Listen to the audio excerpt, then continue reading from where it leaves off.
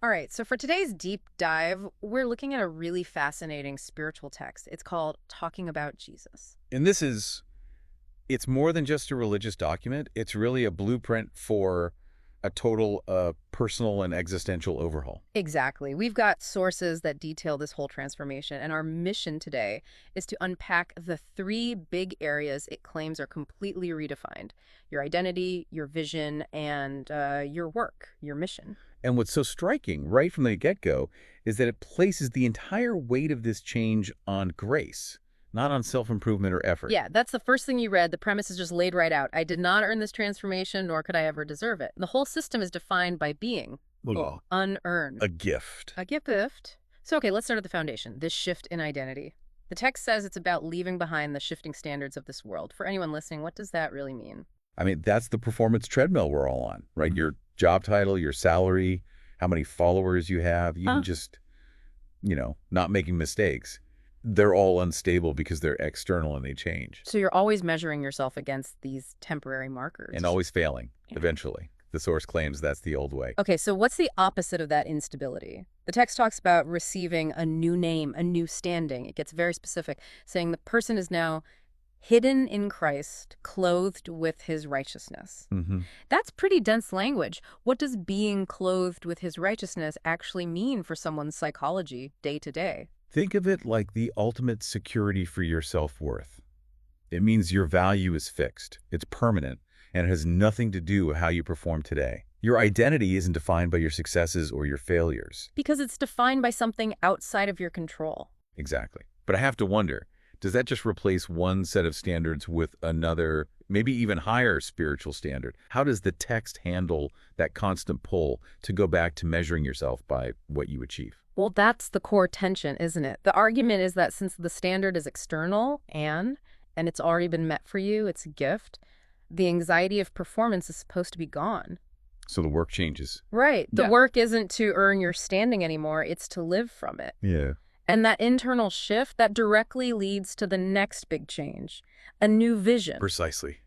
If your identity is secure, Yeah. what you see, Mm. how you see the world, it changes. The source says you stop seeing just what's visible, temporary, and self-serving, and you start to see what is eternal. The goal isn't an easier life then, it's clarity, seeing everything through the light of your presence. Mhm. So if your internal viewfinder is now fixed on this eternal perspective, how does that actually play out, in the real world, at work? Well, it has to change everything.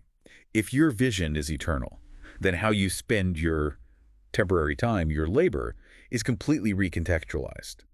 The source says work stops being just a burden or a means of survival. It becomes a calling, a new mission. Your new mission, yeah. And that mission has this almost upside down value system.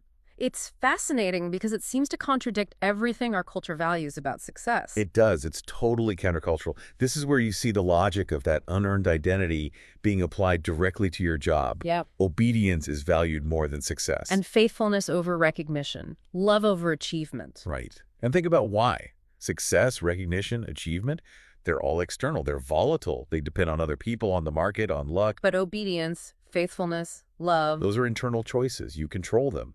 So in this framework, they are structurally more valuable because they're reliable expressions of your new secure identity. That's so easy to say, but just imagine trying to explain that in a performance review. You'd have to completely reject the scorecard the world uses. So if the work is about this internal faithfulness, what keeps you motivated when that journey feels, long or isolating? The motivation is anchored in a future hope.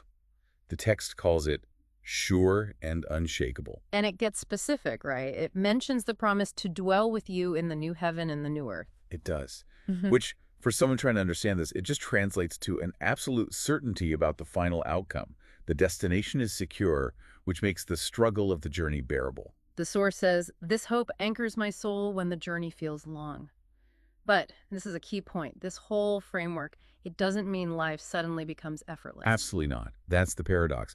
The transformation is defined by this external grace, but it requires continuous internal maintenance. Like the end of the text emphasizes, renew my mind daily. Yes, and guard my heart from drifting back to old ways of thinking. It's an unearned gift, but it requires this constant active stewardship of your mind. So, to wrap this up, what's the big takeaway for you listening at home? This deep dive shows that talking about Jesus is really a structured psychological argument.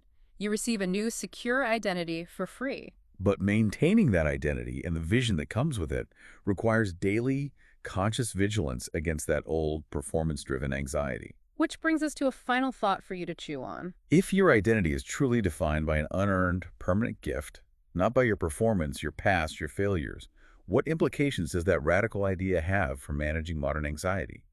An anxiety that is almost entirely driven by the relentless pressure to earn your worth. It changes the entire battlefield. It does. It shifts it from constantly trying to prove yourself to simply believing your worth is already settled. Something to think about long after this deep dive is over.